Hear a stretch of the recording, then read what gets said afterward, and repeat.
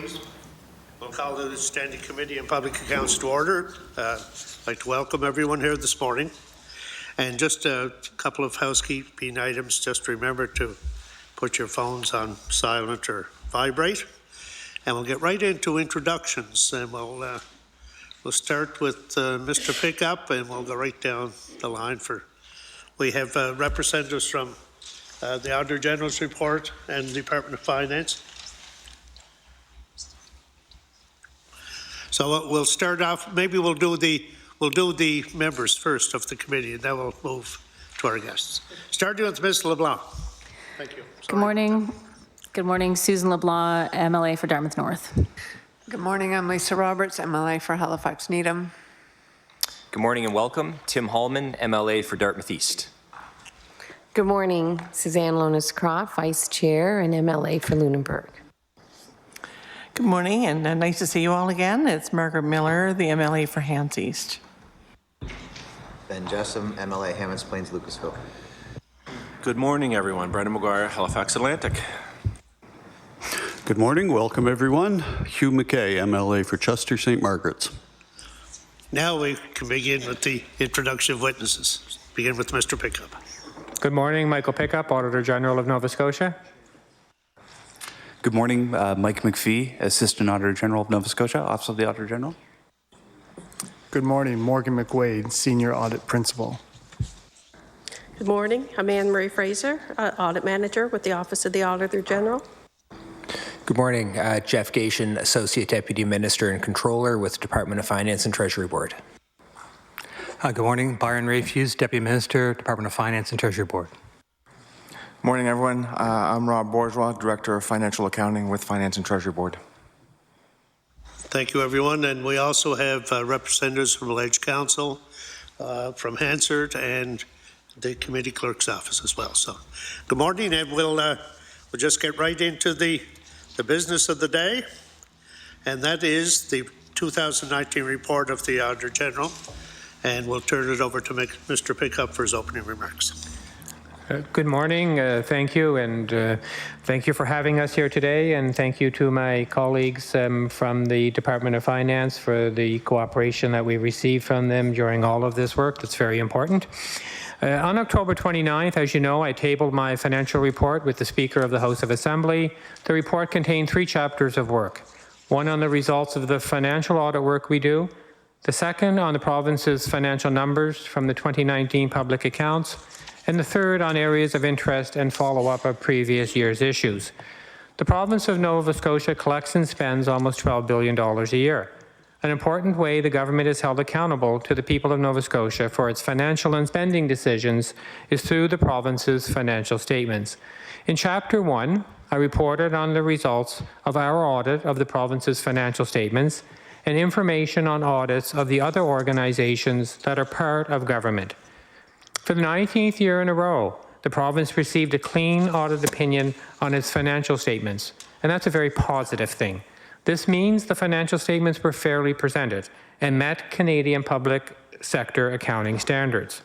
While meeting these standards, this is the first year where my opinion on the province's financial statements included additional paragraphs drawing attention to the government's accounting for costs related to cleaning up the province's contaminated sites.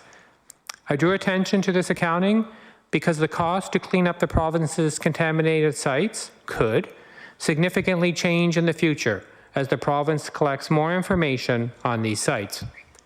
Also in my report, for the first time, I reported a significant weakness at the Department of Service Nova Scotia and Internal Services over its financial management controls, and also, for the first time, a significant weakness at the Department of Lands and Forestry over its assessment of abandoned mine sites. The weakness at Lands and Forestry led us to make the decision to immediately begin a performance audit on management of the province's contaminated sites. This will be reported to the Nova Scotia Legislature in spring 2020. Most organizations, let's remember, across government received clean audit opinions. However, 4 large government organizations, Housing Nova Scotia, the IWK Health Centre, Nova Scotia Gaming Authority, and the Nova Scotia Health Authority, had significant control weaknesses in their financial management controls. These weaknesses did not prevent the organizations from receiving clean audit opinions on their financial statements.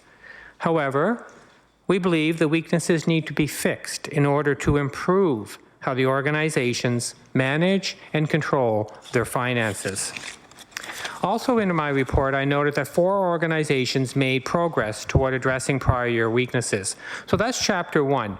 In Chapter 2, we looked at the province's financial numbers from the perspective of sustainability, flexibility, and vulnerability, and provided information on current level of revenues, expenses, and population against levels from 10 years ago.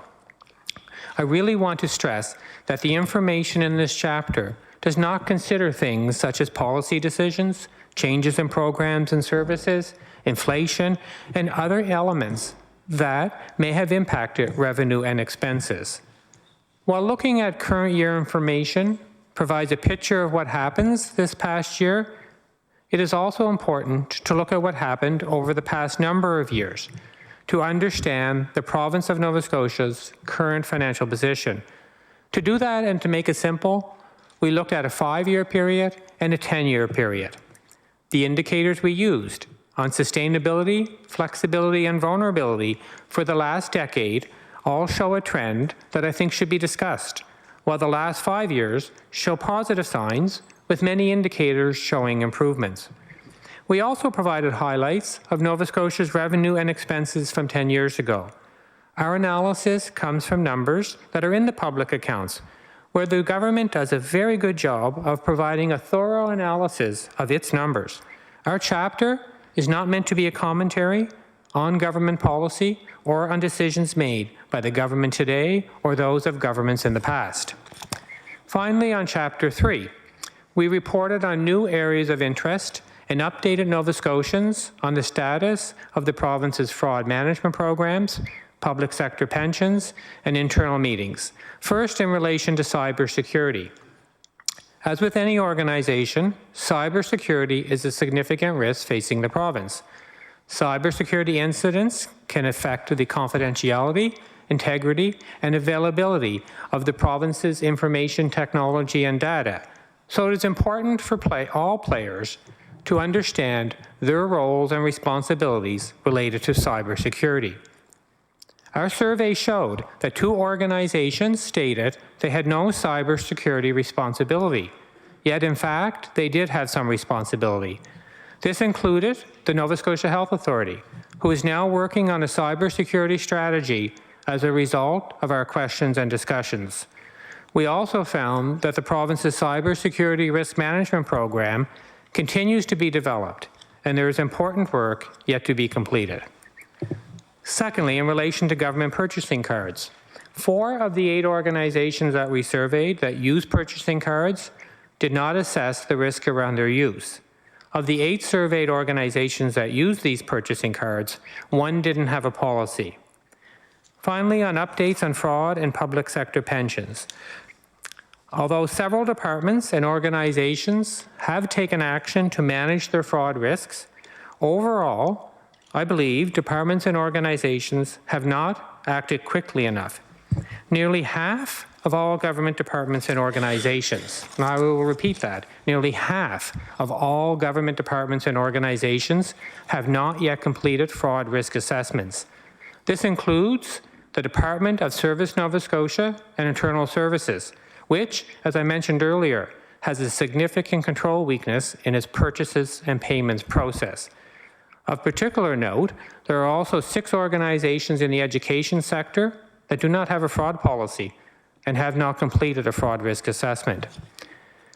Also this year, we made inquiries and found that in 3 government departments, less than 35% of staff had completed the province's own mandatory fraud training.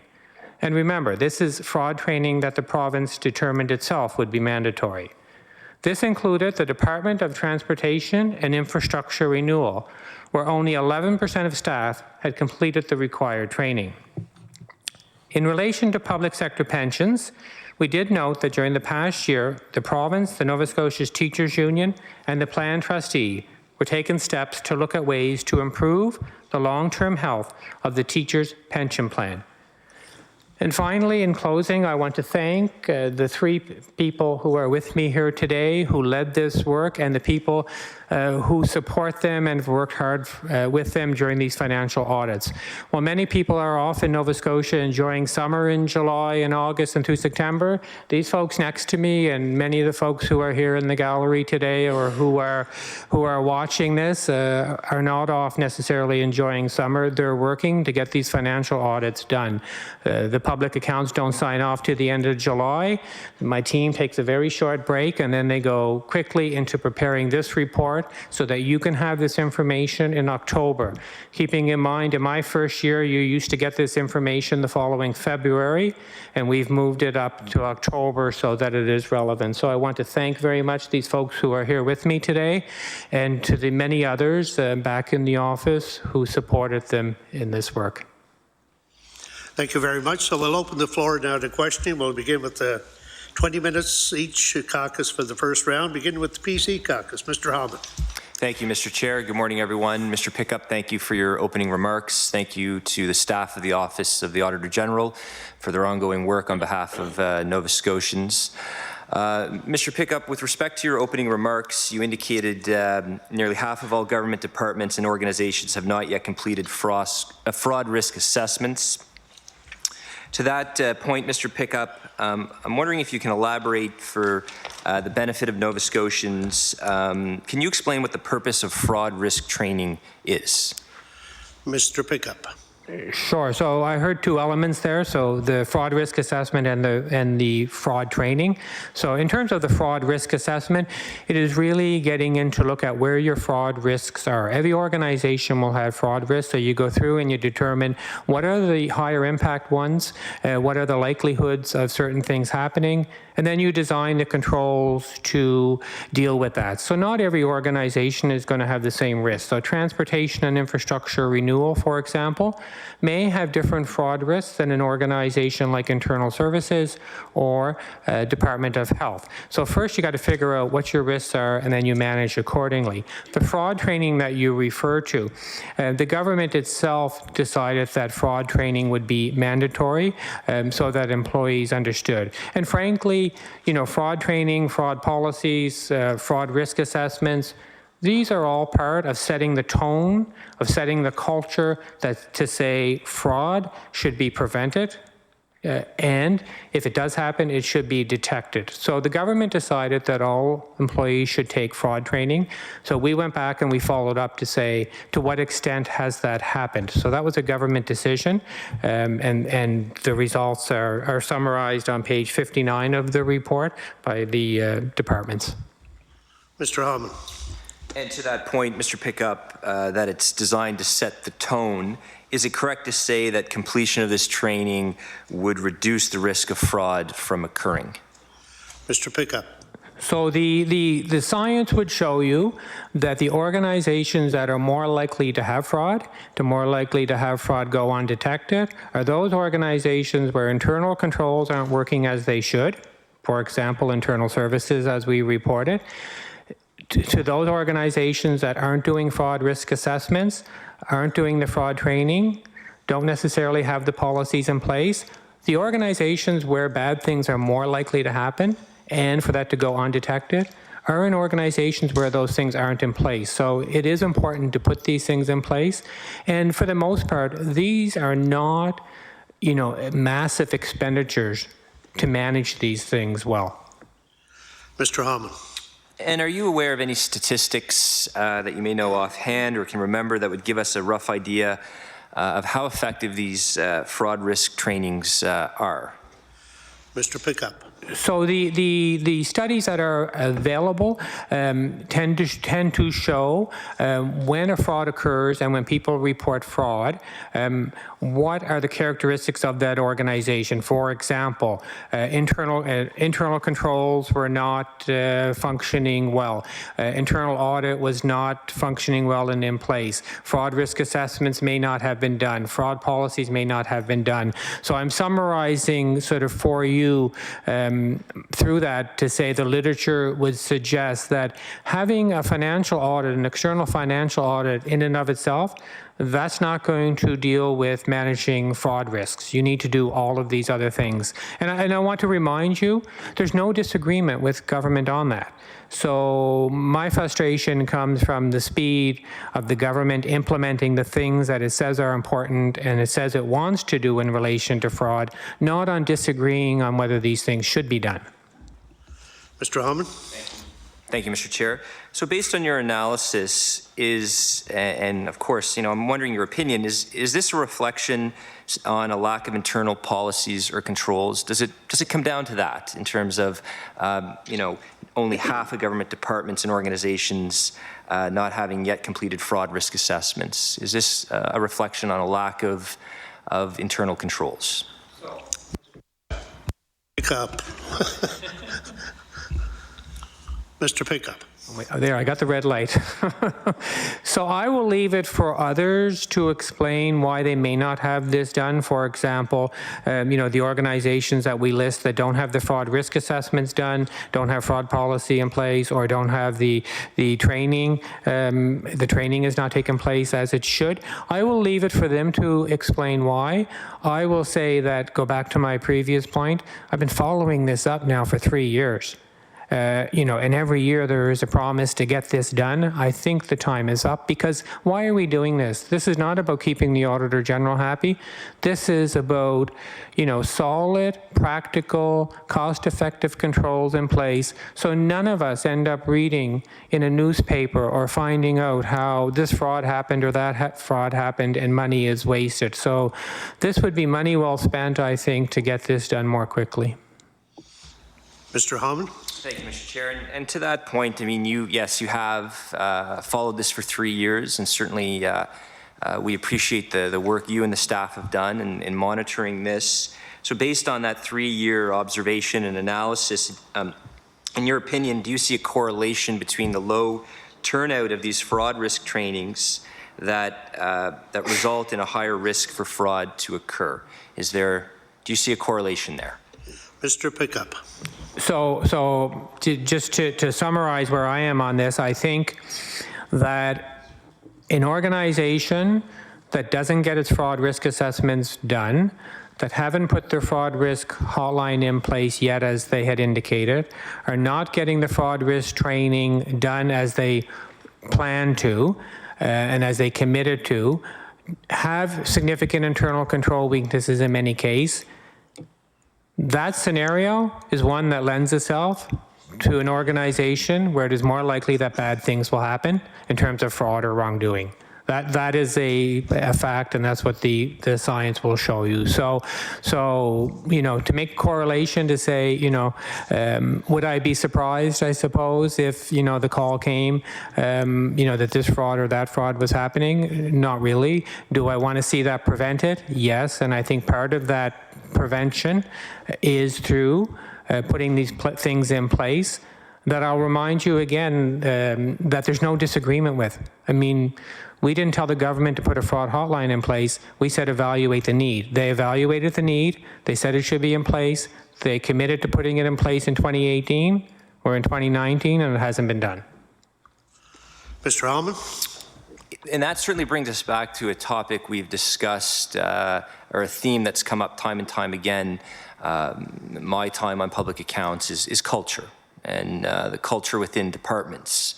So to that extent, do you think that with the low turnout for completion for these fraud risk trainings, is it correct to say that this is a part of a culture of a lack of diligence, and that these weaknesses in internal controls were able to persist and be tolerated by staff fundamentally because there's that gray area in terms of internal controls? Just trying to understand how this culture, I can see where it, to some degree, it emerges in a gray area, but how does it persist?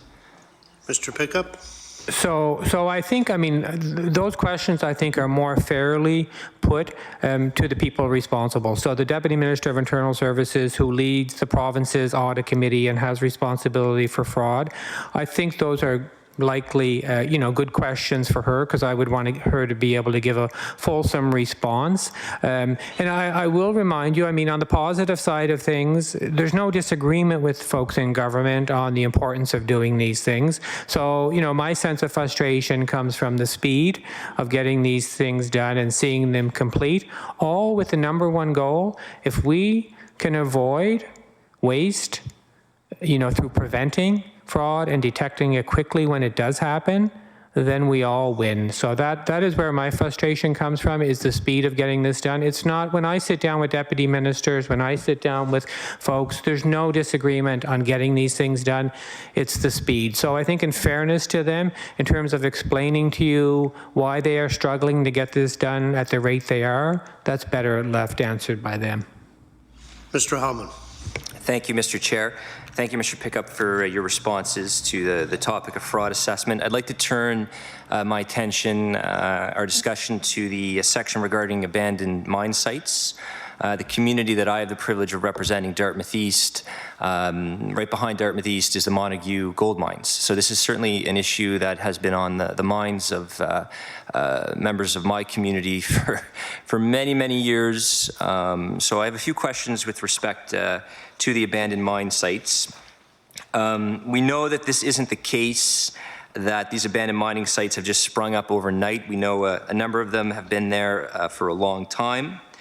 I'm curious as to what the department's explanation as to why there was no sufficient site investigations, why they were never conducted for those sites identified with potential areas of contamination. I realize that's a very general question, but basically I'm asking you what did you come across in terms of the general explanation of why this was never really investigated? Mr. Pickup. Okay, I'm going to start with the answer to that, and then I'm going to turn it over to my colleague in case he wants to add things. And I'll also say that while the folks from Lands and Forestry aren't here, the finance folks are here, and if they want to add something as well, perhaps they can add. So I do want to remind folks of something I said at the beginning. We have started a performance audit now on the management of contaminated sites to answer some of these questions, I think, as to why some of this is not being done. I do want to remind people on the committee that in 2017, we did our first standalone report on the environment to you that had a number of chapters of work on the environment, including a summary of previous work we did. And one of the things we reported to this committee at that point was that our 2010 audit on the management of abandoned sites, contaminated sites, from 2010, the last time we had followed that up in 2014, 10 of the 17 recommendations had not been completed. So we did report that to the Public Accounts Committee at that time in fall of 2017. And you called in the Deputy Minister of Environment and had discussions with her. I say you, the committee, had a meeting with the DM of the Environment to talk about our environmental chapter, our environmental report, which that was a part of. So that I just did want to put that on the record that we are doing that performance audit, and I'll turn it over to Mr. McQuaid to see if he wants to add anything, and then if the finance folks want to add anything. Mr. McQuaid. Thank you. I will just mention to give some sort of background on where we are with the responsibility, and it's in the response on page 14 that Lands and Forestry is working with both Nova Scotia Lands and the Department of Energy on mines to develop a process to address the former mine sites. And again, these are sites that have been around for quite some time, but what we found in our audit was the department really hadn't gone in and done a fulsome assessment of these sites to determine what the potential contamination was, and if there would be any financial exposure, either currently and in the future with regards to remediation costs if those were required. Okay. Mr. Hammond. Thank you, Mr. Chair. I certainly appreciate that background history. If I've understood you correctly, from 2010 to 2019, only 10 of the 17 recommendations were implemented, correct? Mr. Pickup. So that 2010 audit, we last followed up in 2014, and we reminded you in 2017 that the last time we had followed up, 10 of 17 recommendations had not been completed. That is correct. And we will be following that up now as part of this performance audit to say whatever happened to these. Mr. Hammond? And during that period of time, do you know if the department at least tried to improve their investigations since the beginning of that, I guess, those recommendations? Where are the areas that you've seen improvement? That's the key thing I'm asking. Mr. Pickup? So in terms of the improvement upon the initial audit, I don't have it in front of me, but it would be the recommendations that were completed at the last time. Now, in fairness to the department, that follow-up of that audit, of 2010 audit, was in 2014. So that is a bit dated now. So I think what's important to me, and this is part of the call we made in starting that performance audit immediately, is we will be following up what happened to those recommendations. Are they still relevant? Were they done? Including whatever else we bring into that performance audit as well. So I think in fairness to the department, we should leave that part of it go as part of the performance audit. Okay, Mr. Hammond, you have about a little less than 5 minutes left in your first round.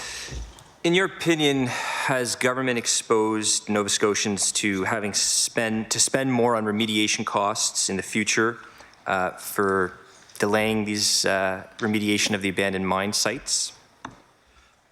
Mr. Pickup? So I think that may be a difficult question to answer, and it may be one that the departments themselves, I suppose, should answer. They added these 2 sites, of course, this year after doing the work on those. I mean, and that is based on the current information they have and the current assessments that they do. Keep in mind that, as we indicated, the government does a very good job of meeting the accounting standards that say in the accounting, if you read the notes to the financial statements on the environment, in terms of the uncertainty and the estimates involved in this, the government indicates that it is likely, it is possible that these things can change significantly in the future as more information becomes available. So the example I would give you over my time is Boat Harbor. Look how we have seen that. That's not because anybody did anything wrong in terms of the accounting. It is, the accounting requires you make an estimate based on the available information that you have at the time. And as that more information becomes available, you refine those estimates, then you change the estimate. And Boat Harbor is a perfect example of that. Mr. Hellman. Thank you, Mr. Chair. Would you say that government's lack of action to perform these investigations on these potential areas of contamination, they've actually exposed and increased the risk of unaddressed human health risks or ecological concerns for Nova Scotians? And this is a question I get a lot from my community. So I'm wondering if you could address that. Mr. Pickup. So I would bring you to page 14 of our report, where we, on our financial audit, indicated that they haven't completed the significant site investigations. And what we said is the potential impact, because these are only, you don't know what you don't know. These are potential impacts. And what we said in the impact is without appropriate analysis, there is a risk that contamination may not be identified or managed, resulting in unaddressed human health or ecological concerns. And then management, the government, responded, and their response is there. So there was no disagreement with the government on what we said here. We cleared this, we went through the process so that we don't write things that, there is disagreement on, or we would report a disagreement. So we all agree on that, and then you see the response. This is part of why I made the unusual call in July to say we need to start a performance on this immediately, and we need to get this done as quickly as possible. Mr. Hellman, about a minute and a half.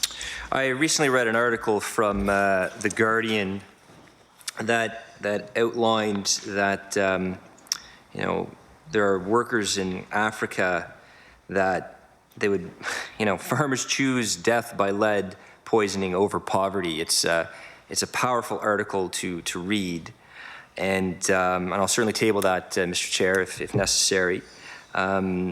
Do you think these abandoned mines could be a source of increased lead figures in some of our drinking waters in Nova Scotia? I recognize that may be out of the scope of your expertise, but I mean, obviously this is a major issue impacting communities in Nova Scotia, and these are questions that are being posed to me. So I'm curious as to what your thoughts are on that. Mr. Pickup, can you answer that in about 40 seconds? I can answer that in 40 seconds. I think that's a question better aimed towards the appropriate government departments. Less than 40 seconds, right? Better than 40 seconds. So that the time is up for the PC caucus, so we'll turn it over to the NDP caucus. Ms. LeBlanc. Thank you very much. Thanks again for your presentation. Before I start, I just want to observe, I wrote down a couple of different times that you, Mr. Pickup, expressed your frustration with the speed at which the, the sort of remediation of the issues has been going. And I just want to, on the record, say that I too share that concern. I mean, the fact that there's no disagreement between the Office of the Auditor General and the various government departments is great, which means that there is some understanding that there are issues.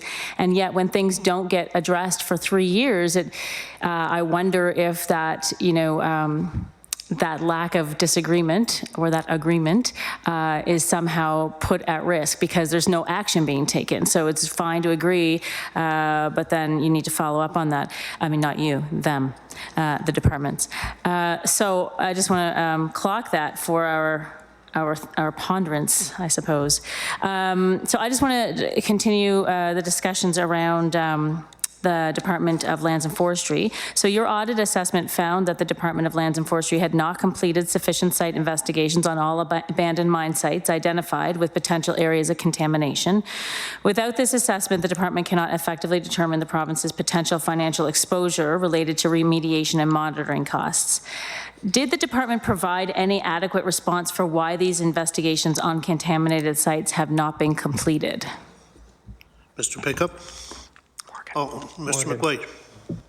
No? No? One down. Mr. McPhee then, I guess? No? Yeah. Okay, sorry. I'll just preface this by saying, these are sites that have been around for quite some time. Some are up to 100 years. And in the department's response, they indicate that they'll be working with Nova Scotia Lands and Department of Energy and Mines moving forward.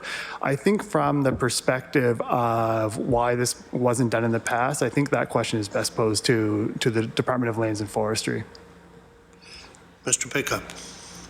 With the one add I would make on that, this is part of why I want to do this performance audit, why why we are doing this performance audit, is to get to, we call it auditing if we can get to the root causes, if we can get to the whys. And that's one of the things that I want to try and get out of the performance audit as to why haven't these things happened. Ms. LeBlanc. Do you know, is there currently any plan in place to conduct environmental assessments of the abandoned mine sites that you've been made aware of to date? Mr. McQuaid. Mr. McQuaid. I think it's safe to say that we haven't seen a formal plan, but the department has indicated to us both informally and officially in their response here that they are looking at developing some sort of plan to assess these sites based on some sort of risk ranking. They actually mentioned 2 of the ones that I think is safe to say have been identified as priority sites, which they're going to be trying to take a look at in the near future. Mr. Pickup.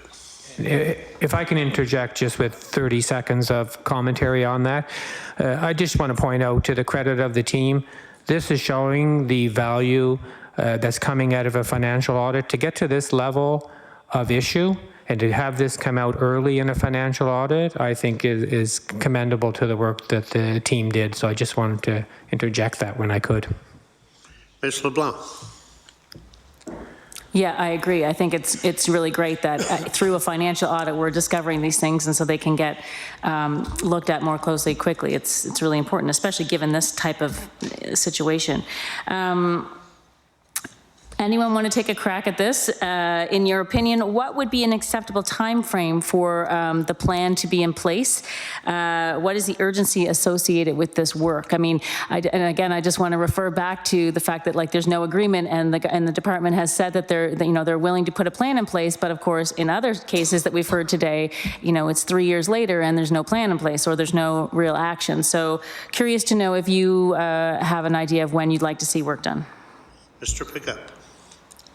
So I think, I will start with the safer part of the answer to say any management decision like that in terms of when a plan gets put in place, the timeline of the plan is always a management decision, not an auditor decision. An auditor can react to it and make comments on it, but those are management type decisions, and I fully respect that. Having said that, I hope some of this will come out in the performance audit in terms of the recommendations we may make, following up on previous recommendations, finding out, the commitment is there to develop a strategy. We are now into the performance audit. I think all of this should become clear, because a strategy and a plan doesn't mean you necessarily have to do everything tomorrow. Right, a strategy and a plan could be a reasonable timeline as to when you think things should get done, all of which, of course, are management decisions. And I did just want to add one quick 15-second thing on something else.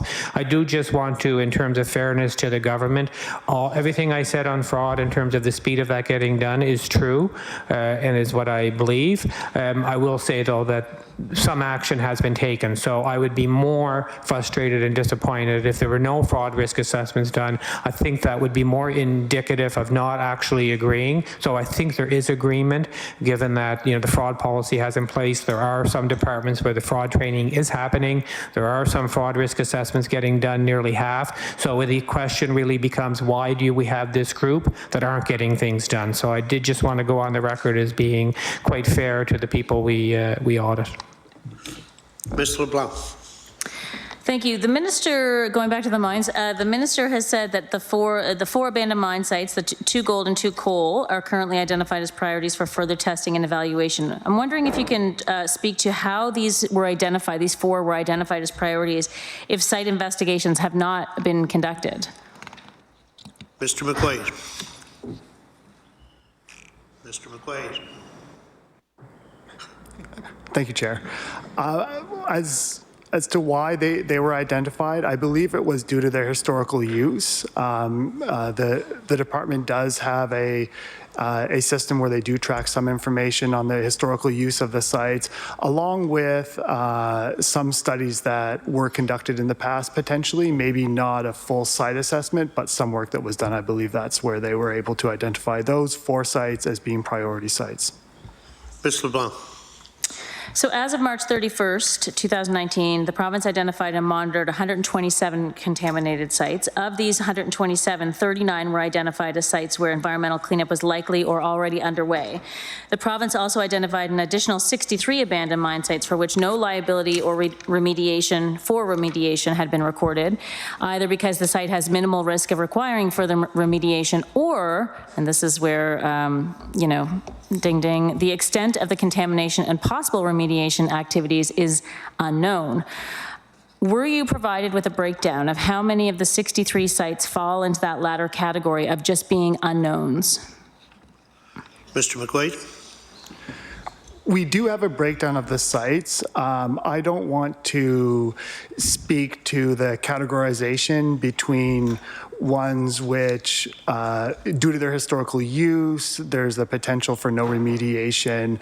What we did is when we took a look at the department's assessment and when they applied the criteria which we've listed in our report on, from a public sector accounting standpoint, on what would get you from that yes, a environmental standard exists, contamination exceeds that standard, the province is either directly responsible or accepts responsibility, expects to give up future economic benefits, and then a reasonable estimate of the amount has been made. That's what we looked at from our approach when we're determining how to kind of properly disclose and record amounts potentially for those sites, not specifically on which ones, what the level of contamination contamination was or what the historical use was, that assessment, we would just look at those 63 sites as one grouping. Mr. LeBlanc. Great. So we have 63 plus the 39, so that's only 102. Do you know what the situation is with the remaining 25 sites? Mr. McQuaid. Yes, those are sites. They're a variety of smaller sites. I think I have the listing here with me, but they're items where there has been either potential contamination identified and a department has reported that, but for any number of reasons, they haven't determined that there's a cost associated with cleaning up that site yet, and it hasn't met the criteria for recognition under the public sector accounting standards. Ms. LeBlanc. So as you mentioned, the government has met the accounting standards for the contaminated sites. However, the accounting standard is focused on recording the liabilities that are known. There's clearly quite a bit that is unknown about some of these sites around the province. I'm just wondering, what can we, as the public, expect the government to do to address these concerns? Mr. Pickup. So I think, in terms of the significant deficiency we had and the issue that we raised and the government's response in terms of the need for a strategy to get these things done, it's really, engaging with the government in that discussion as to what is happening with this, what is that strategy going forward, and then us doing the performance audit on our part to answer some of these questions. But I think, we're raising the issue with you. We're trying to give you a fulsome discussion and summary of it, but really the what nows, the potential impacts, the what does this mean and that mean, really I think that is probably a fairly in-depth discussion with the appropriate government officials. Ms. LeBlanc. Thank you. I'm wondering if you might know what's going on in other jurisdictions. How is this work being approached in other jurisdictions that may have a more comprehensive approach to these types of contaminated sites? And or do you look at that when you're doing your audits? Mr. McQuaid.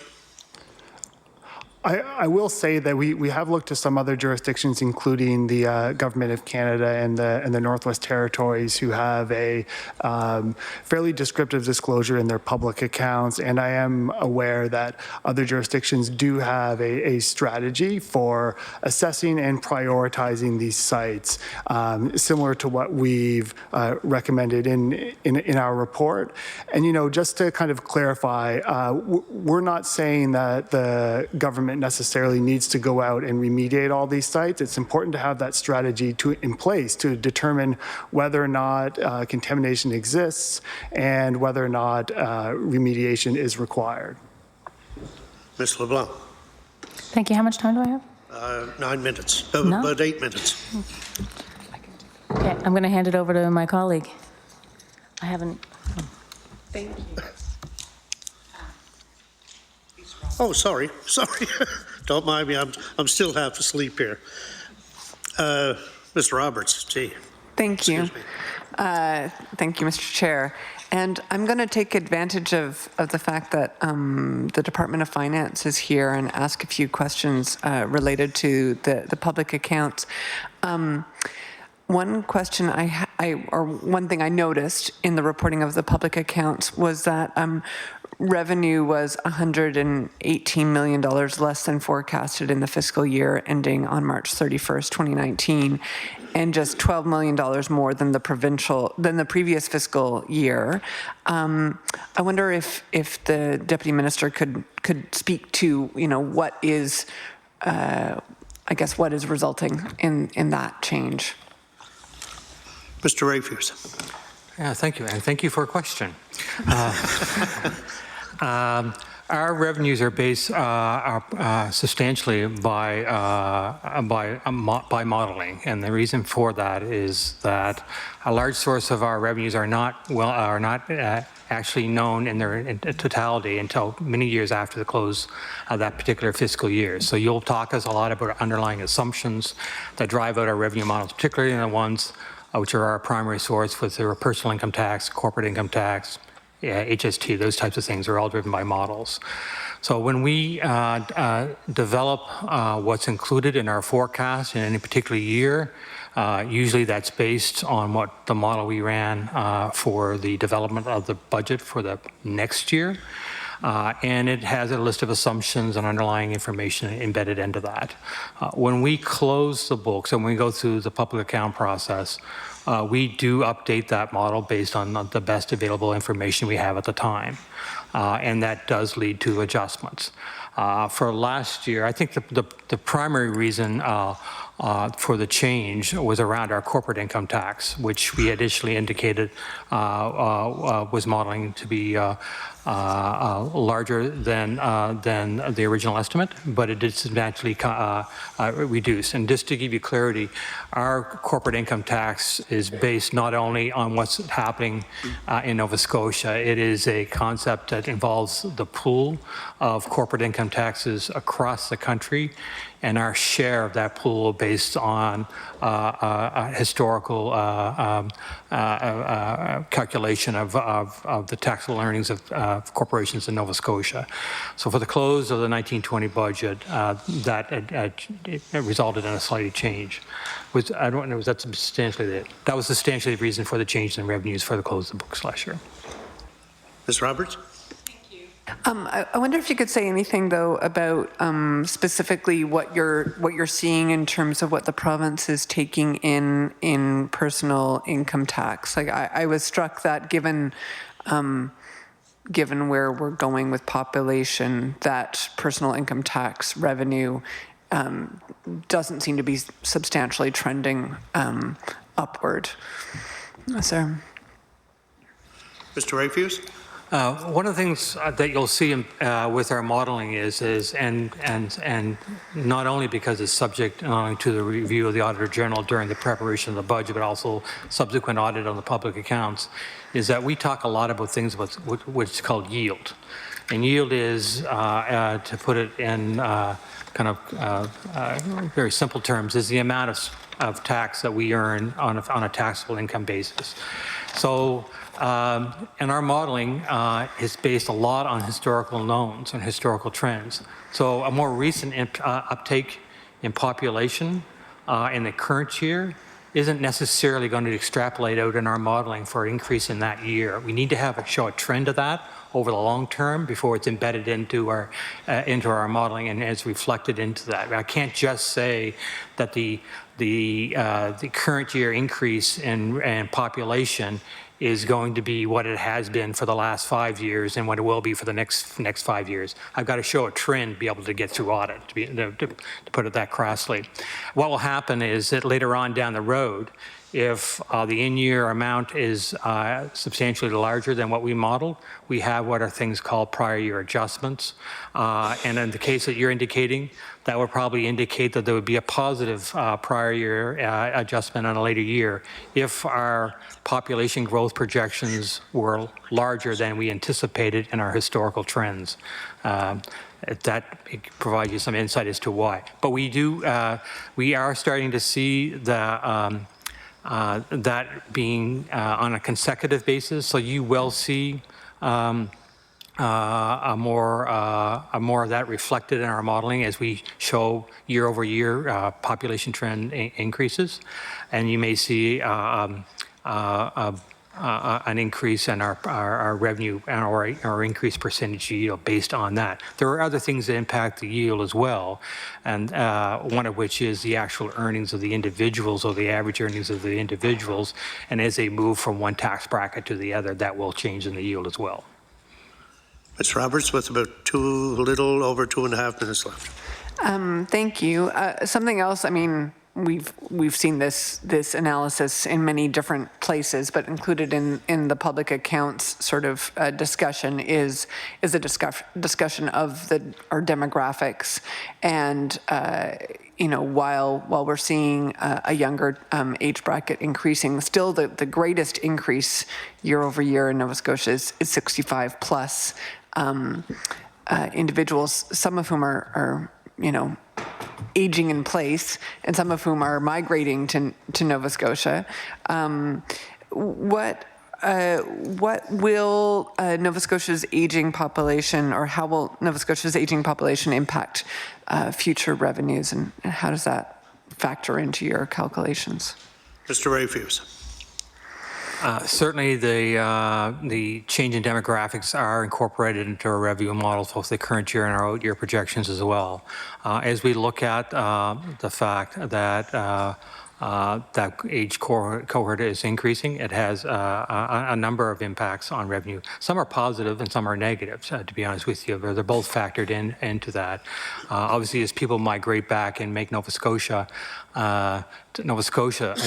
their home for retirement purposes, and that means their income is now recorded as Nova Scotia income as opposed to the province in which they lived in before. It's based on your place of residency on December 31st is primarily the determining factor. So that's actually a positive increase. Some people actually have a revenue growth in retirement as well. And continue to work from a retirement income plus as well. All those are factored in there into our projections. So that demographic actually has a potential. It has both a positive and negative impact as someone moves from I would call a full an employment income to a pension income. It does have a downward, but the reverse can happen as well. Okay, that concludes the time for the NDP Caucus, and we'll move to the Liberal Caucus. Mr. McKay, you have 20 minutes. Thank you very much, Mr. Chair. And again, welcome everybody. I'm going to have questions for both the Auditor General's Office and for Finance Department. I'm going to be going back to the issue of gold mines and remediation and strategic plans for avoiding problems in the future. First, the question perhaps for the Finance Department. What's the department's position on the remediation of abandoned sites, gold mine or other mining sites that were operated by the private sector, and now the department is picking up the costs of remediation? Could you speak to that, please? Mr. Rafuse? Certainly in the past, it was probably almost an acceptable practice when one abandoned a mine that they would kind of walk away and leave. I think there's more robust practices in place now that ensure that that does not occur anymore, any kind of mining operations in a more modern environment regime that we have now.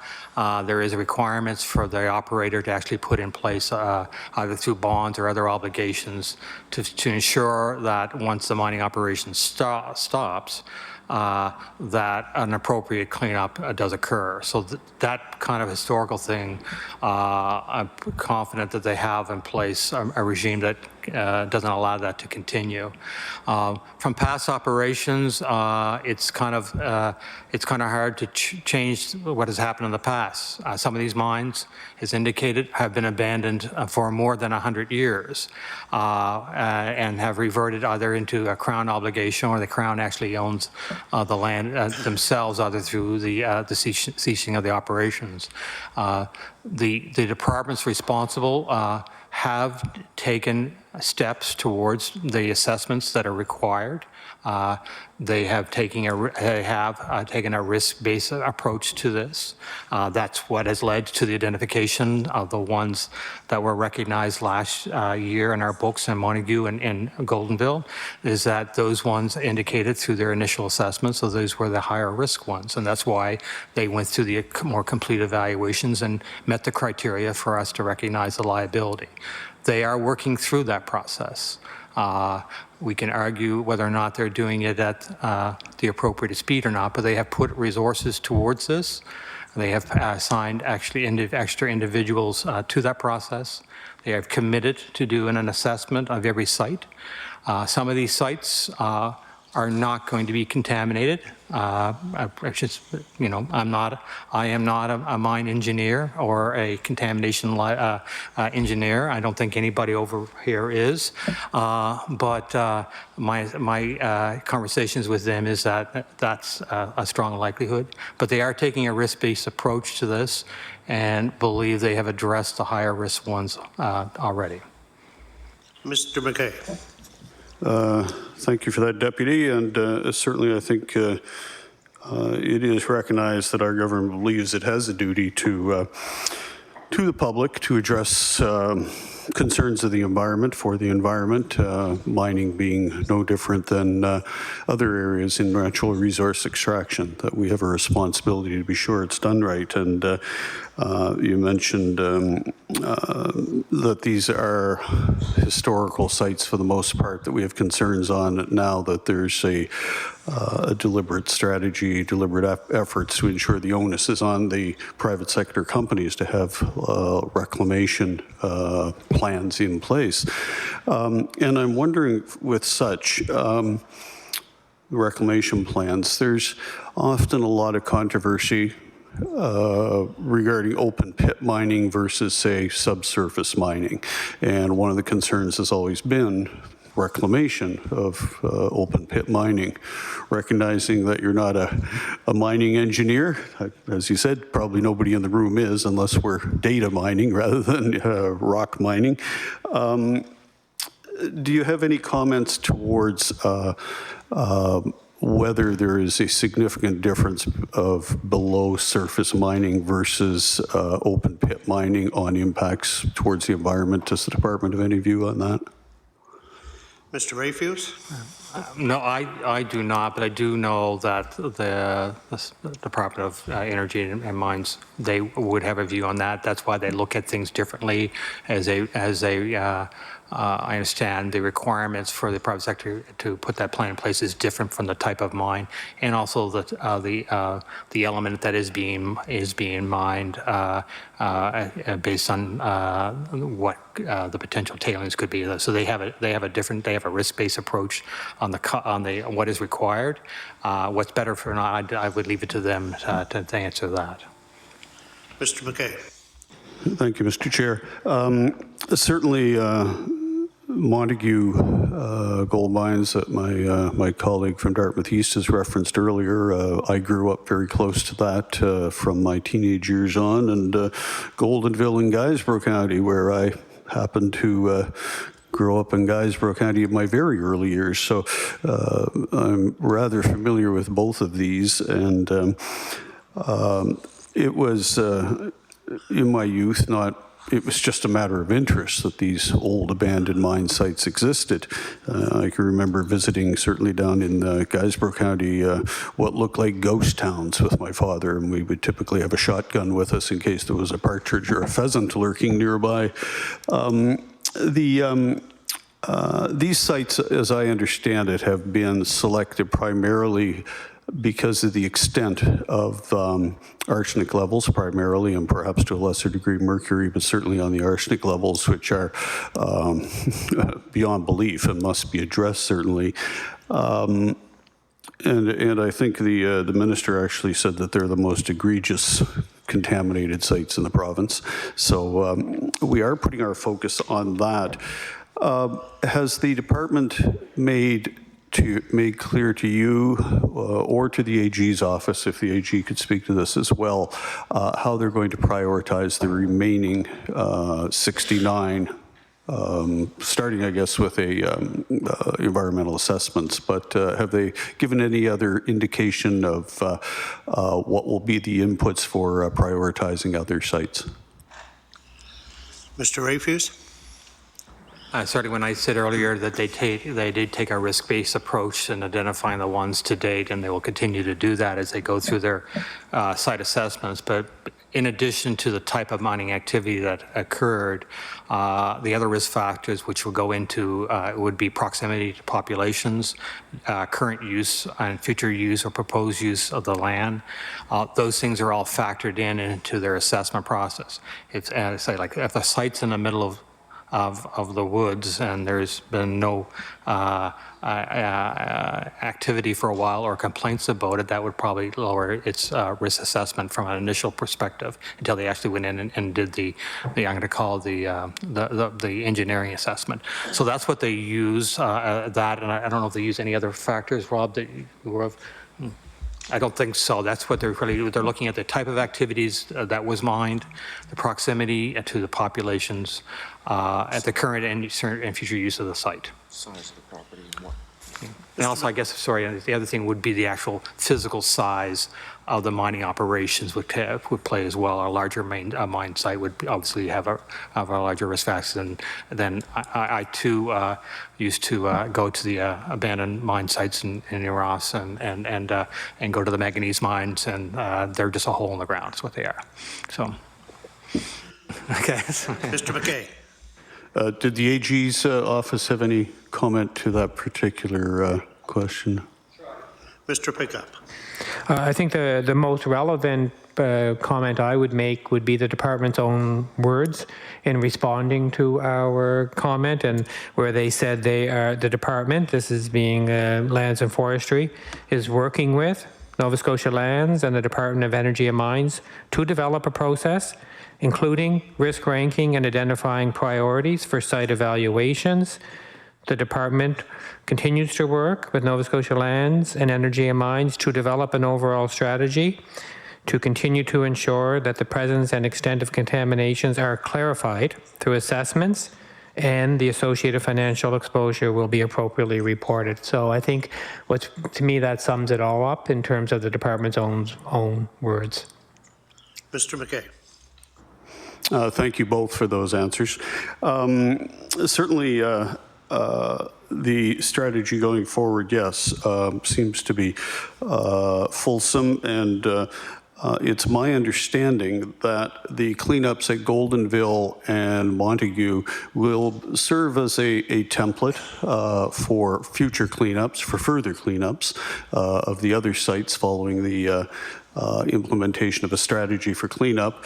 And it's my understanding that St. Mary's University's School of Environment has actually applauded the efforts of government to implement this strategy, and I think going forward, as we continue to consult with our constituents throughout the province in these areas of interest, sites of interest, as well as the stakeholders within the NGOs and others who speak on behalf of looking after our environment, that this is going to be an excellent program. I'm going to switch over slightly to a question on the mining industry, and to the deputy, what is the financial contribution to Nova Scotia GDP of the mining industry currently? Mr. Rafuse. I haven't seen a current one impact. I know that we could probably provide that to you. The mining industry does this themselves as well, but we do have we do have the ability to isolate that industry in Nova Scotia. It does have currently actually a lot of activity that is more recent developments in the last little while, as certain minerals are more attractive right now. But I don't have that on the top of my head, but I could definitely get you what our determination of what the GDP input or aspect is of the mining industry. Mr. McKay. It would certainly be interesting to see that, informative for us. And if it is possible, we have mines ranging from gypsum out near, I guess, Milford in my colleague from East Hants constituency to well-known salt mines and other things that have been used through the years. So any breakdown of those numbers would also be appreciated. How does the province how do we derive revenues from the mining industry? It's a publicly or a private sector driven industry. So how do we get revenues out of that? Mr. Rafuse. There's a number of aspects which the mining industry or any industry actually would help contribute to the province's revenue. First of all, as corporations make profits, there's actually a corporate income tax associated with the corporations in those industries. The individuals who are employed drive provincial revenues by the income taxes that they pay on their income, and in turn we derive HST on the purchases that they make into the local economy. There's also certain aspects or uniqueness to the mining industry. There's a royalty regime in place on certain mining activities, depending on the element at hand, which derives a level of royalties. I would say to you that's kind of on the lower end of all these things, but that's another aspect of which the province would extract revenue that can go and be used in the programs that are provided by the province of Nova Scotia. Mr. McKay. Yeah, thank you for that. And I guess similarly to our other natural resource programs, be they the fisheries and aquaculture sector or the forestry sector, there's the direct revenues that we might derive, but also the indirect revenues that we're providing good jobs for Nova Scotians, and those Nova Scotians spend their money locally, which supports the local communities and particularly rural communities, which are in need of natural resource extraction that's done in a sustainable and responsible manner. I don't really have more questions if my colleagues are ready to take over now. Okay. Mr. McGuire. Thank you, Mr. Chair. Mr. McGuire. Please put your mic down a bit, Mr. McGuire. Thank you, Mr. Chair. How many minutes do we have left? You have 6 minutes left. Okay. So just a quick comment on the process. I know just a little follow-up. I'm particularly happy that there seems to be a bit of a process in place now when it comes to environmental cleanups, where in the past there hasn't been, and that more the high-end areas that are impacting residential communities are now being looked at and maintained and taken care of. And I speak from personal experience where we've dealt with 15 to 20 years of government after government after government, majority government after majority government, with, in some cases, those majority governments having their counterparts in Ottawa, and the people in my community had zero process or zero access to having the contaminated C&D site in Harrietsfield cleaned up. And that was one of the things that I heard shortly after I got elected, even before I got elected, having grown up in 4 houses down from that site when I was a young kid. One of the things that we heard over and over and over was, who do we go to? What do we do?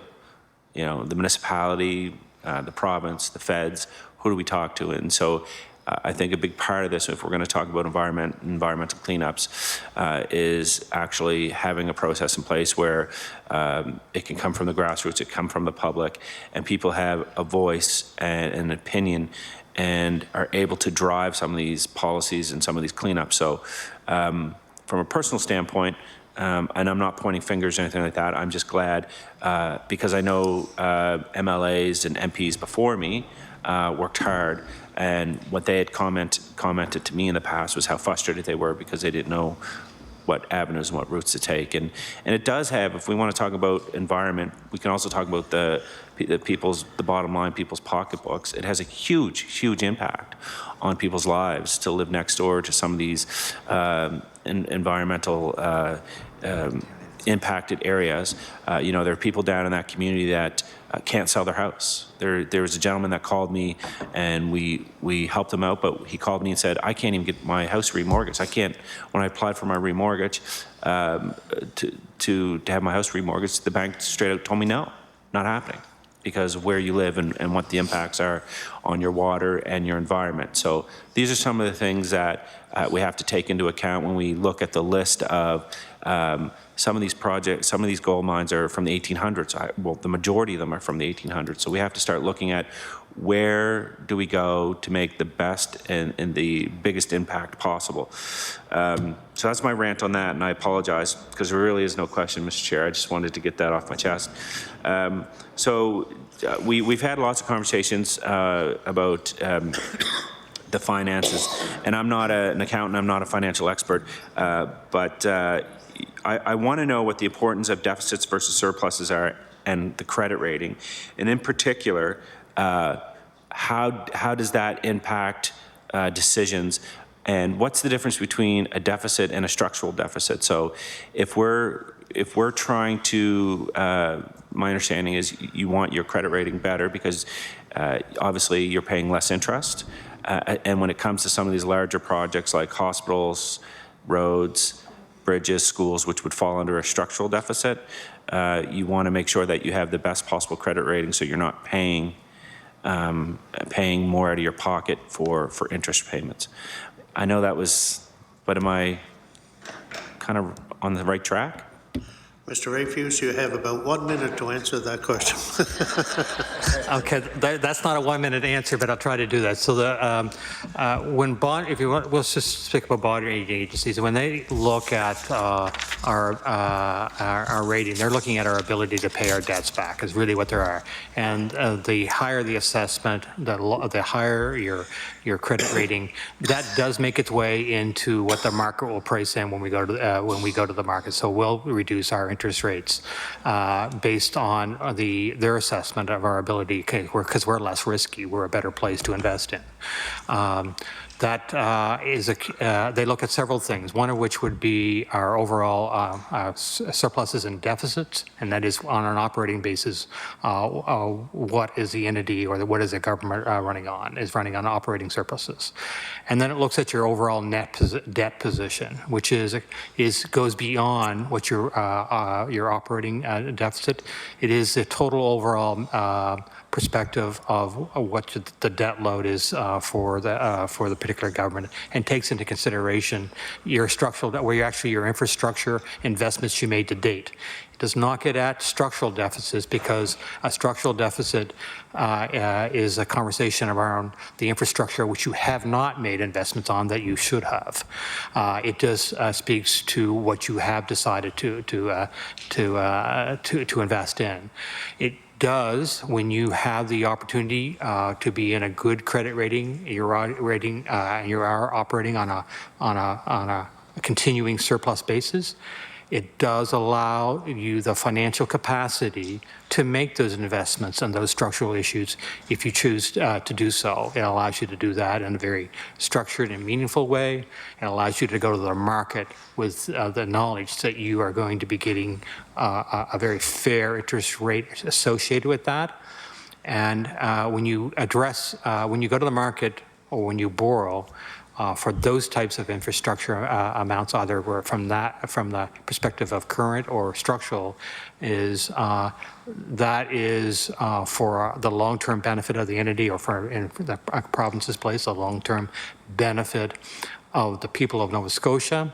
Bond agencies and others look at that at more favorable reasons for borrowing than if you're not operating in a surplus position, or if you're just running operating deficits. They kind of frown more on that, because that's indicated to them you're not concerned about paying your bills, if I could be as frank. Okay, thank you. The time for the first round of questioning is up, and our second round will be 9 minutes for each caucus, and it will be strictly enforced as 9 minutes so that we can deal with other business. So, Mr. Howard. Thank you, Mr. Chair. So, Mr. Rafuse, just back to the topic of remediation.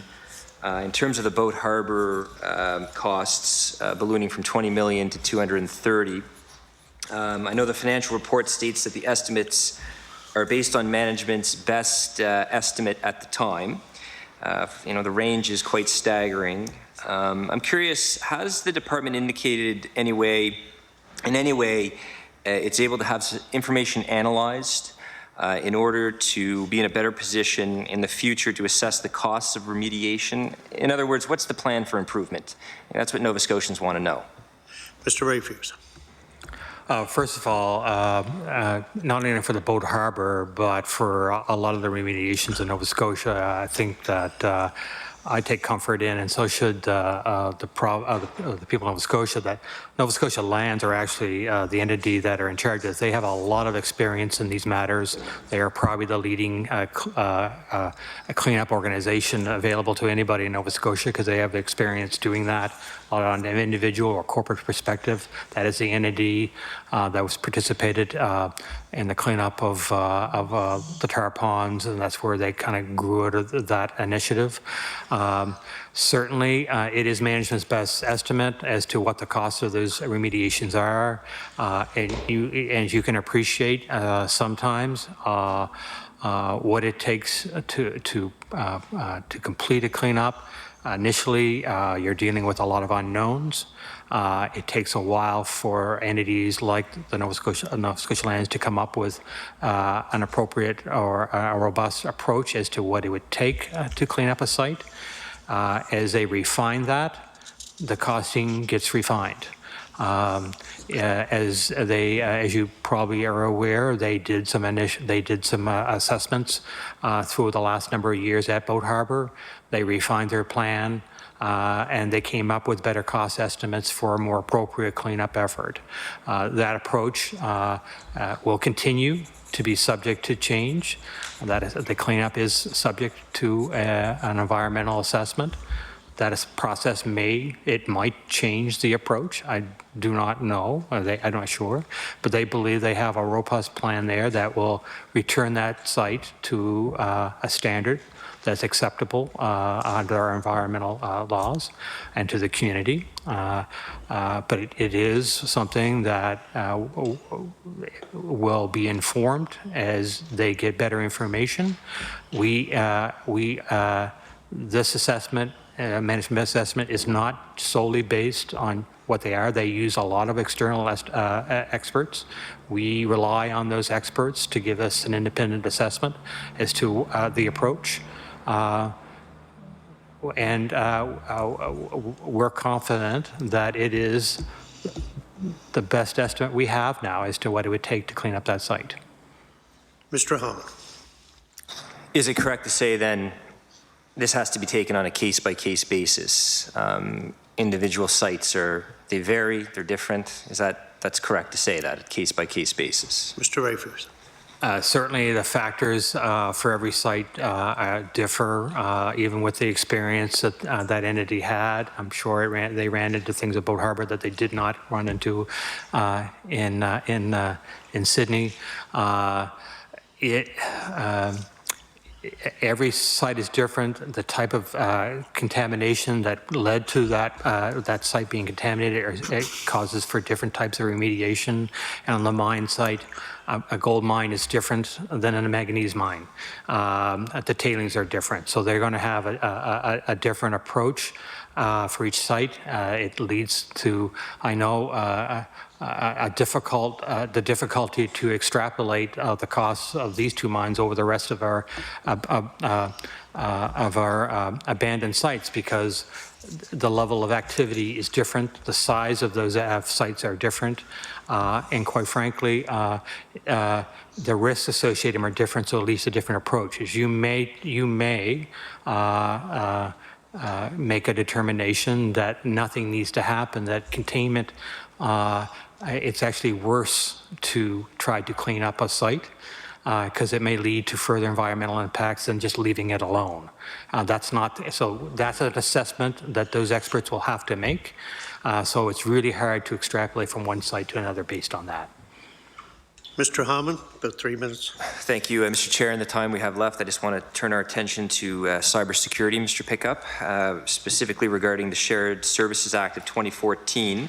As was stated in the report, it's still being drafted, so therefore there's no finalization regarding the regulations which would assist organizations in understanding their responsibilities for addressing cybersecurity risks.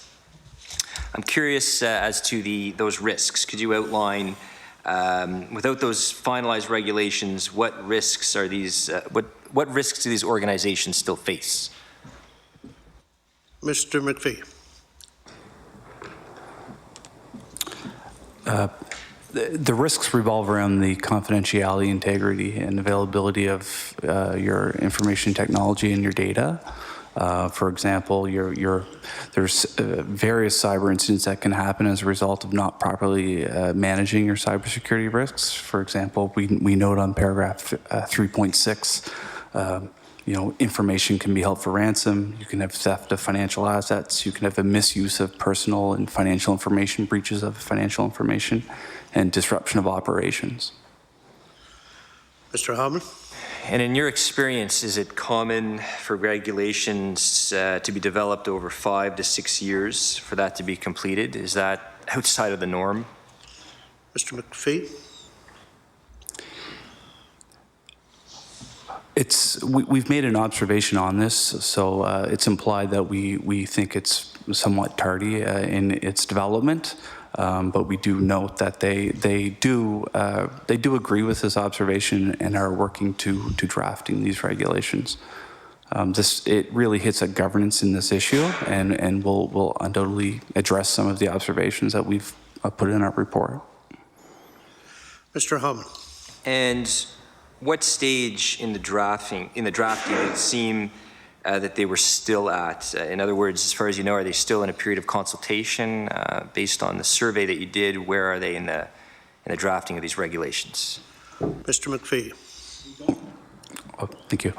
We don't have any more indication as to where they are. It's been communicated that they're being drafted, and that's really the extent of our knowledge on it at this point.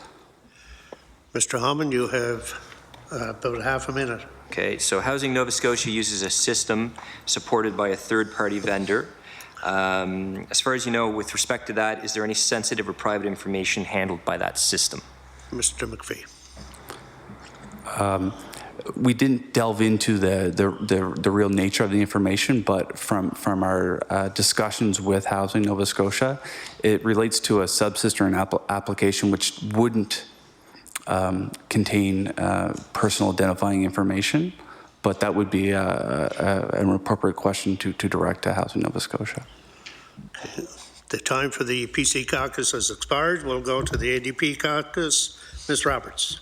Thank you. I'm going to share a puzzle that I'm kind of working on in my mind, and I invite comments from both Finance and the Auditor General's office to help me advance in understanding this puzzle, and that is the role of tangible capital assets in our finances, and how those are characterized as investments, whereas expenditures on annual expenses are viewed as expenses. So like they appear very differently on the balance sheet. But in conversations with actually quite a wide range of people with various roles in the province, be it consultants or municipal government officials, I've heard our track record, our way of approaching tangible assets questioned. For example, I've heard that a school built for a particular school population need in Nova Scotia is overbuilt in comparison to New Brunswick, for example. Like a new school in Nova Scotia would be, 20 or 30% more expensive book value and actual value in comparison to a new school built in New Brunswick. Better glazing, better floors, more square footage. I've heard similarly that we, as a province, have a lot of hospital square footage for our population, and I've certainly heard many times that we have, a very significant investment in our highway infrastructure for our population. And certainly growing up in Newfoundland, where there's only ever one way to get anywhere, I'm like constantly struck at the road infrastructure in Nova Scotia. So I guess my question and my puzzle that I'd like comment on is, do we have an issue, in your opinion, with over investing in tangible capital assets, and is there any way in which the story told by our public accounts is perhaps distorted would be almost too strong a word, but you know, that we should look critically at what the numbers tell us in our public accounts based on that question, that concern. Mr. Rafuse.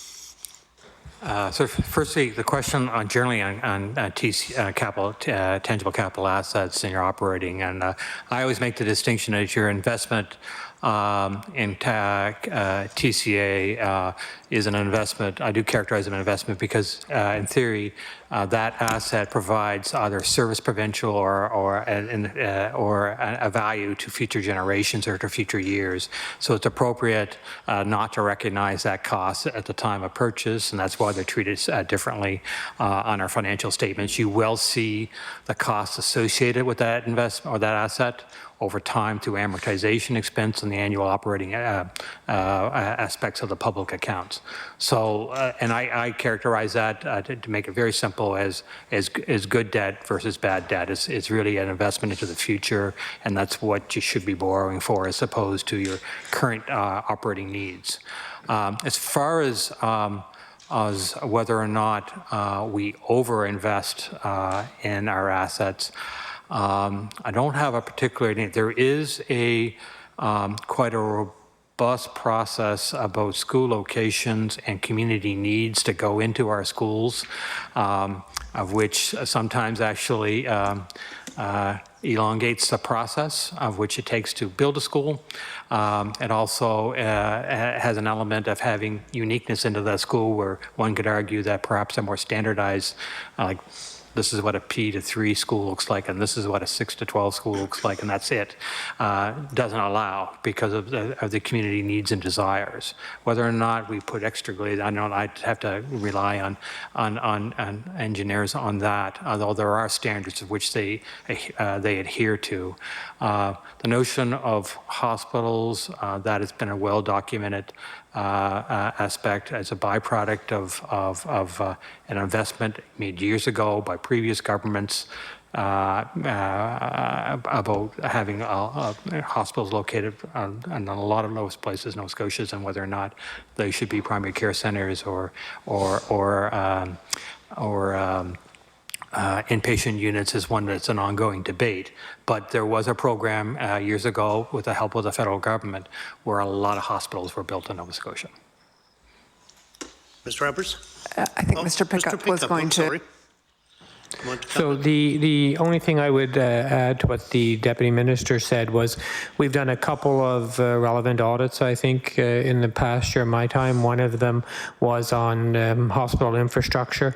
You know, and we talked about the infrastructure deficit related to having 43 hospitals, all of which had huge, in total, huge infrastructure needs in comparison to the total amount of money that was available to put into these facilities and the need to look at what these facilities were doing. So we did that audit during my time here, and we did a school capital planning audit as well and made a number of recommendations, which the government has accepted and acted upon many of them to improve the school capital planning process as well. So I just did want to give you those two examples where we have gone down that infrastructure road in the past.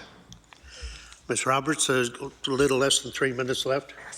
Okay, just quickly, what is the process for actually assessing or I guess checking the value of the tangible capital assets on our books? Because I certainly have heard concerns from municipal governments that housing amortization costs on their books prevent them from investing in new affordable housing, and yet the housing that is being amortized, they would suggest is not actually valuable housing for current residents, and yet the asset remains on the books at a book value that doesn't seem to be reflected in reality. Mr. Rafuse. Thank you. Certainly, the rate of amortization is based on the standards used on the anticipated life expectancy of the unit and when it provides a useful value. Certainly, if a unit has been in disrepair, management of that organization should be making an assessment about whether or not that's impaired or not, and the asset should be written down. But it's up to the management of those organizations to make those assessments. We do provide a guidance on what would be an appropriate amortization schedule based on the asset and the anticipated service potential of that asset. But the actual assessment on an ongoing basis, if it is impaired, the management should be writing that asset off, generally speaking. Ms. Roberts? I think Ms. LeBlanc had a quick question. You got a minute and 10 seconds. Thank you. At the end of September, we learned that the government is spending $28.5 billion to buy and renovate Newbridge Academy and turn it into a high school for the CSAP. Part of the government deal was that with Newbridge, with the owner, was that his company, Dora Construction, will be given a $10 million contract to complete renovations to the building. The government's procurement website clearly states that for projects $100,000 or more, the government has to work with a procurement process. So would this $10 million untendered contract be an example of the control weaknesses that you've been flagging in your report? Mr. Pickup, in 30 seconds or less. This is not something we've looked into, so I don't know if the deputy has any information on that and wants to provide you with something, but that wasn't an audit issue from last year. Okay. Okay. Mr. Rafuse, 15 seconds. That is a transaction of this year, so it would be outside of the scope. The decision to use them was not had anything to do with control weaknesses. It's about the expertise that entity possesses and how expeditiously that school could be made available for those students. Okay, the time for the NDP Caucus has expired. We'll move to the Liberal Caucus. Ms. Miller. Thank you, and thank you for this. It's been very informative today. So as the former Minister of Natural Resources, mines and the remediation of mines was certainly on my radar. At that time, mines were still under the purview of Natural Resources, and since then it's moved to energy and mines. So from what I'm hearing, is the remediation still with Departments of Lands and Forestry, or does it actually go with the Department of Energy and Mines? Can somebody answer that question? Mr. Rafuse. That's the question. It relates to like who is determined to be the landholder, because that's really the responsibility. And Lands and Forests is the landholder. The expertise actually kind of goes over the mines, energy and mines, so it's kind of a joint thing, with Nova Scotia Lands being the actual entity who will do the cleanup. Yeah. Ms. Miller. Yeah, and and I remember, it wasn't that long ago, probably a year and a half, 2 years ago, when before that change was made, the discussions were about these unremediated mine sites and choosing the mines that would be, which ones had the priority to be done, which ones, necessitated being done sooner, and that's why those were included in the budget. And, part of the topic of the conversation of the day was how many sites we have, and I believe Mr. Rafuse, you spoke to that earlier. It's unknown. A part of my constituency is Mount Uniacke, where there's been expensive gold mining, and I've often been warned, that it's not even safe to walk in certain areas because there are unremediated sites that people aren't even aware of. Certainly government probably isn't aware of. So, I think that that's something that's going to be coming even more. We're dealing now with the auditor's report and how many need to be accounted for and what the cost of that remediation will be. But I think there's still an awful lot of unknowns there, until more reporting is done, people are finding more sites, things are going to keep popping up and become more. So that's a concern, for me as well. And but anyway, I did want to talk a little bit about debt, and certainly if Mr. Rafuse could help me there. Bad debt versus good debt, and we've heard that, versus the capital expenditures and the regular provincial debt. Can you actually explain that a little more? Mr. Rafuse. I'll use an example, and sometimes my colleagues don't like when I use this, but I'll use it as it relates to your household. If you incur debt to buy a home, I would characterize that as good debt. It allows you to obtain that asset earlier than you could if you saved the money and paid for it in cash. So that characterization of an asset, buying an asset that has future value, has been characterized as good debt. If I am borrowing to buy my groceries or to go on vacation and those types of things and not living within the operating dollars I have available, that would be characterized more as bad debt. And those would be, in a provincial context, would be when we run operating deficits. So our content is good debt is when we invest in TCA and other initiatives like that. Bad debt would be when we're running operating deficits. Both up and calculated into our net debt position. Ms. Miller. Thank you very much for that. I'll pass that on to my colleague. Ms. Lones-Croft. Thank you. Very interesting report. Who is responsible for overseeing fraud risks? Is it a department? Like, I know when we MLAs took our fraud risk training, the Speaker's office was responsible for making sure we all completed the process. So and when you call organizations, you are including not just departments, but these are commissions and agencies as well, right? Arm's length organizations, right, as well as the departments, correct? Mr. Pickup. Okay, so I was waiting for you to finish before I answered. So there are the government departments, which are simpler, right, because the responsibility is centralized. Then when you take these other organizations, if we just do like a health authority, the IWK, they are responsible themselves for what they do in relation to fraud. Ms. Lones-Croft. Okay. Does that complicate things a little bit more where they're arm's length? Government doesn't have as much oversight, direct oversight. There is a minister who oversees, but are they different to really find out who's got the organization within the organization, like who's responsible for what? Mr. Pickup. I was too eager there to answer.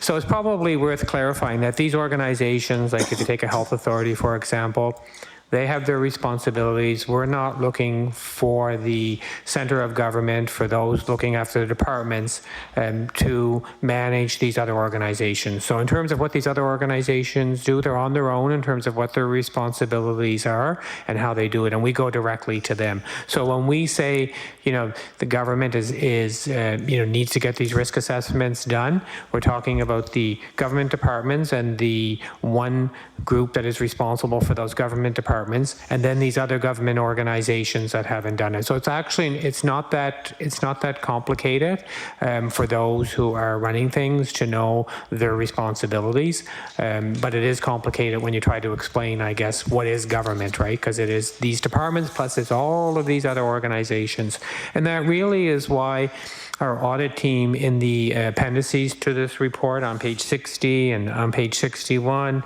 and 62 have really broken it down by government departments and all of these other organizations so that you really do see the differences. Ms. Lones-Croft, you have about 2 minutes left. Oh, okay. So I'll take, for example, the Halifax-Dartmouth Bridge Commission. It says a lack of segregation of duties within the financial department. Can you give me more details about that? Mr. Pickup. Sure, and I'll ask one of my colleagues to jump in, but that would be an example. The Halifax-Dartmouth Bridge Commission, not part of the government departments, a separate organization. They have a separate financial audit, okay, done by an audit firm, not done by us. That audit firm reports to us the results of the work. One of the things they reported was that issue. So then we summarize that in this summary report to say here is an issue. But that owning that issue, fixing that issue, responsibility for that issue solely rests with the Halifax-Dartmouth Bridge Commission, not with the centre of government. Ms. Lones-Croft. I just sort of heard a news report, not a news report, I was listening to a radio program yesterday where they were talking about improvements to the transit system and that there was concern that maybe the Bridge Commission wasn't as collaborative with the provincial government and the city HRM. you find any kind of work ethic that way or lack of collaboration? Mr. Pickup, 45 seconds. So that's not something I would be able to comment on, really, outside of the domain of a financial statement audit. And I'd remind you that in terms of what got reported on the financial statement audit, that's coming from their auditors through to us. Under 40 seconds. Ms. Lonis-Craft, if you have something you can do in 25 seconds. I just want to thank you for this report and all the work that goes into it, both from the Auditor General's department and also the Department of Finance, keeping things on a good level. Thank you. Thank you all very much. It's a good line of questioning. So now we'll turn it over to you, Mr. Pickup, if you'd like to make some, you or anybody on with you would like to make some closing remarks. I'll promise that my closing remarks will be much shorter than my opening remarks. I want to thank you for having us here today, for your interest in this. I hope this provides you with a useful accountability tool to ask some questions, all with the goal, of course, of trying to improve government. I want to express my, sincere thanks to the people we audit. 3 of those people are here today, but there are many others across government and organizations. And, things aren't like they were 32 years ago when I started in this audit business. Audit isn't so scary. We have a very, very strong relationship with the people we audit. It's independent, and we sit down, and this year is a good example. We had many issues that we've just talked about through these audits, but we were always able to, shake hands and sometimes even smile sincerely with the people we were auditing with, as we called it a day. So my full respect goes out to the people in finance and then the people across government that we audit as well.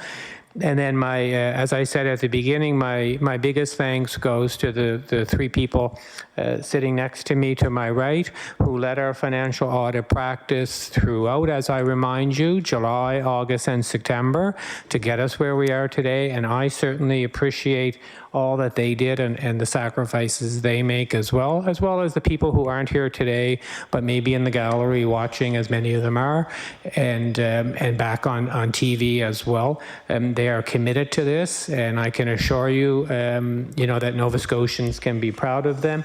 And I will also remind you of the importance of this work and all that you're getting out of this. So not only do we give you, I think, what you may typically get out of a financial audit, but you're getting a whole lot more. And whether that's on cybersecurity or fraud risk management, the people in my office have been able to bring our practice to probably I think it would be fair to say, a leading financial practice in this country. And how do I know that? It's because we are called upon now to go across the country and speak about this work that we're doing and how we're doing it, and how, as a small audit office, we are able to have the impact that a big audit office of 200 or 500 or 600 people have. So for that, I am thankful to these people. And I will close on that, other than to remind you that we have another report coming in December, and it is on the reduction of red tape, and it's that I won't say much anticipated, but much interested front end of the QE2 redevelopment in terms of looking at the front end processes and reporting on the front end processes. We've decided to split that audit in 2, and the second part of that will report in the spring. I mentioned as well on that day we'll be reporting to the legislature on a mid-mandate report, essentially my reflections of 5 years in office, and what I think I've seen in terms of what's working well, the improvements that have been made, issues that are still there, and then answering questions that I get quite often from MLAs, like how do we pick audits? How do I contact you? Am I allowed to contact you? When do you follow up? All of these kind of things as well. And then there will be an opportunity for us, and the invitation will be going out soon to all MLAs, to be able to sit down with me and some of the key folks from my office for an hour or so to go through that and take your questions. So if you find that useful, you can share with your colleagues that opportunity should be coming out soon by email. Thank you. Okay, thank you very much. And again, thank you to your staff and indeed the staff from the Department of Finance. So, committee members, we do have a couple of pieces of business that we have to look after. The first one in your agenda is the On the October 9th meeting, there was a request to the Public Service Commission for further information. That's been provided, and I think everyone got that in their package. The clerk has informed me that I have to be appointed to the Subcommittee on Agenda and Procedures since I replaced Mr. Orrell here. So what is the wish of the committee?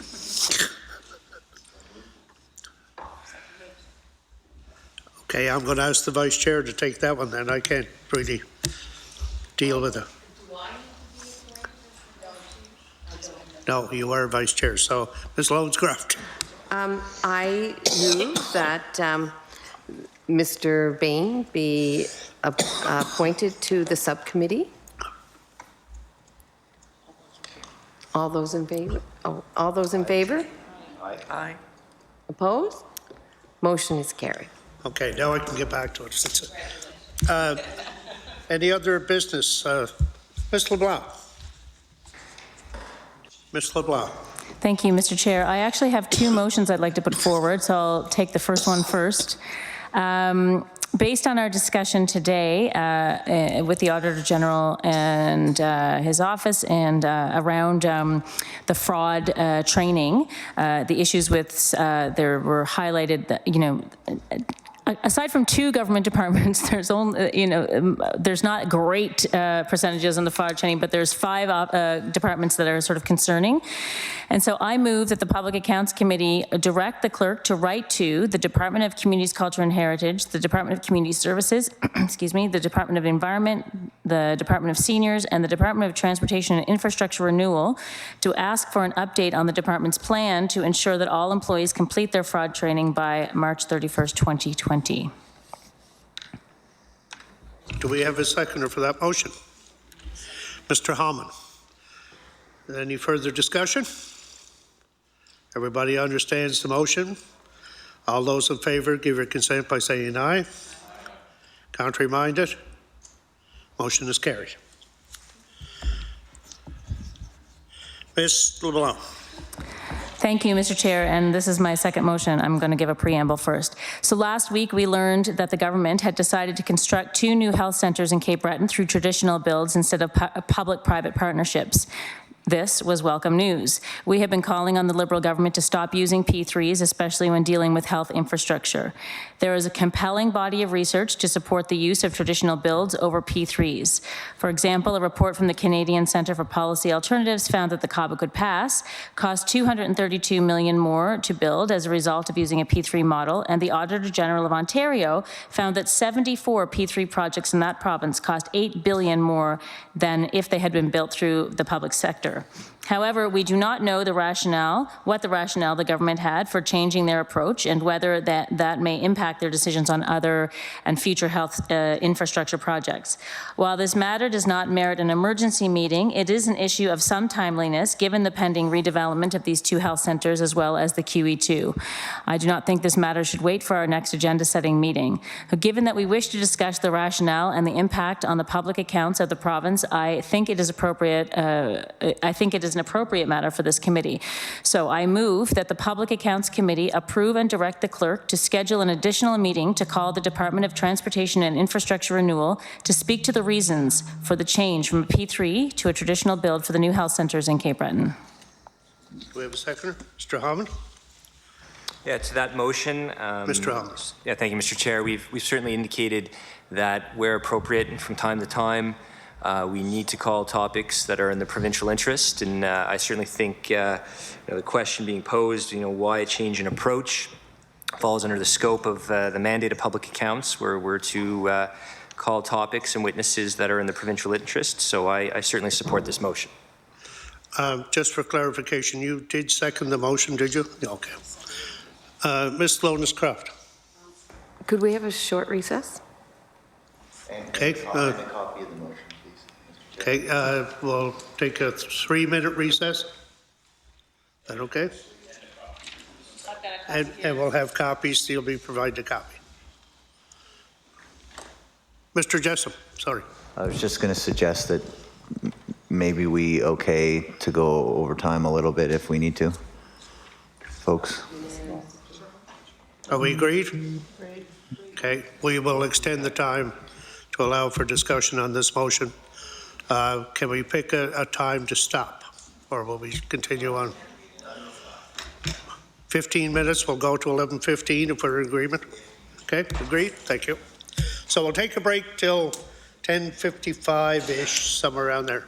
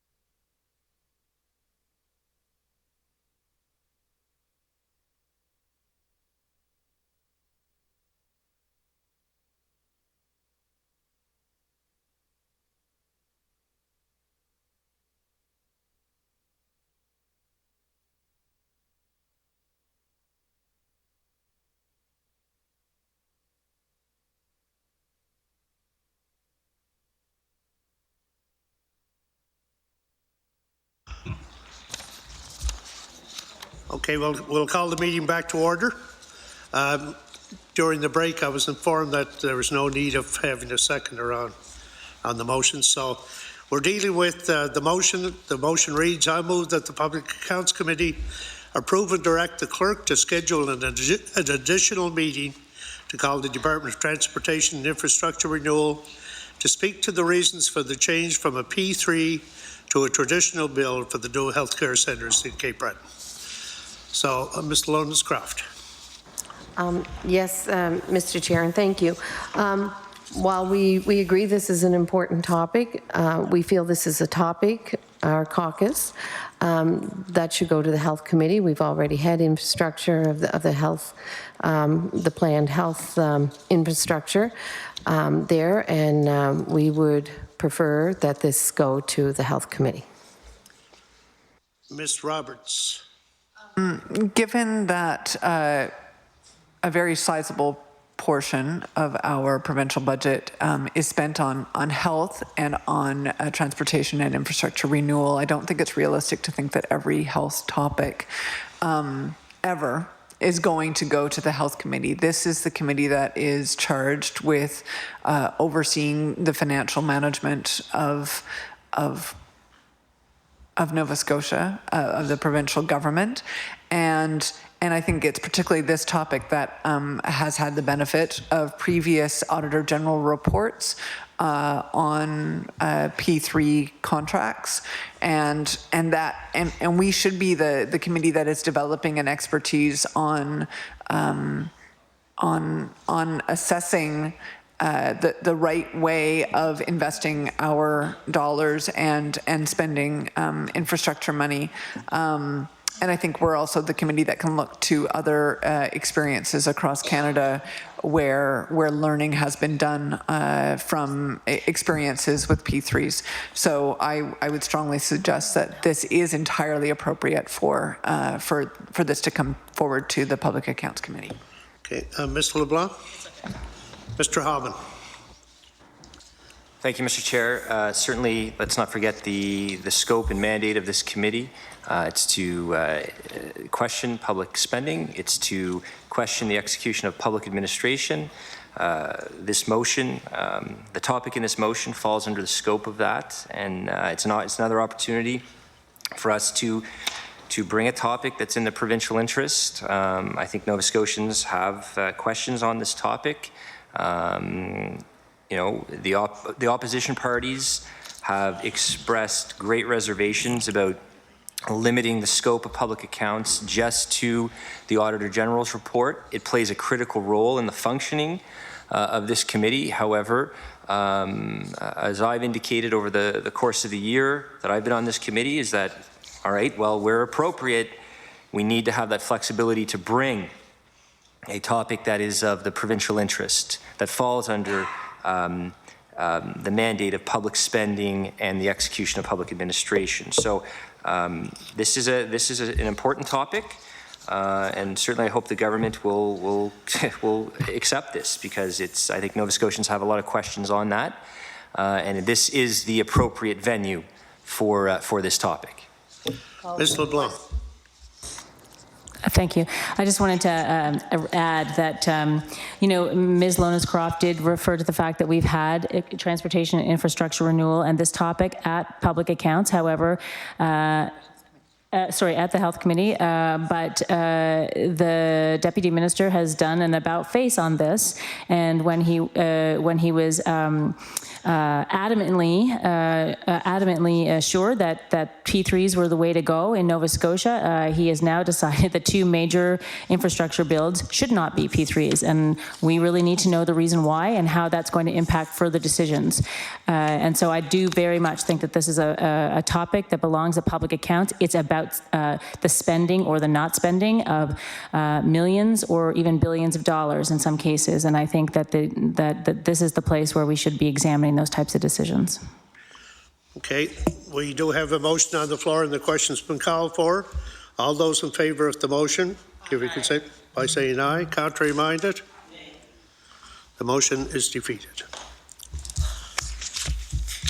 So anyway, that covers the items on the agenda, except we have to, in discussion about an appointment, my appointment to the Subcommittee on Agenda and Procedures, the clerk has spoken to me as well, and it's felt that the Vice Chair of the committee should be appointed to the Subcommittee. So can we have a motion that the Vice Chair of the Public Accounts Committee be named to the Subcommittee on Agenda Procedures as well? We have a motion. All those in favour? Contrary-minded? Motion is carried. So that concludes the business for today. Our next meeting is set for December 11th here in the Chamber. 8:30 is an in-camera briefing, and 9 to 11 is the meeting. And again, as mentioned by the Auditor General, we'll be receiving the December 2019 report of the Auditor General concerning performance. So if there's no further business to come before the meeting, we stand adjourned. Thank you all.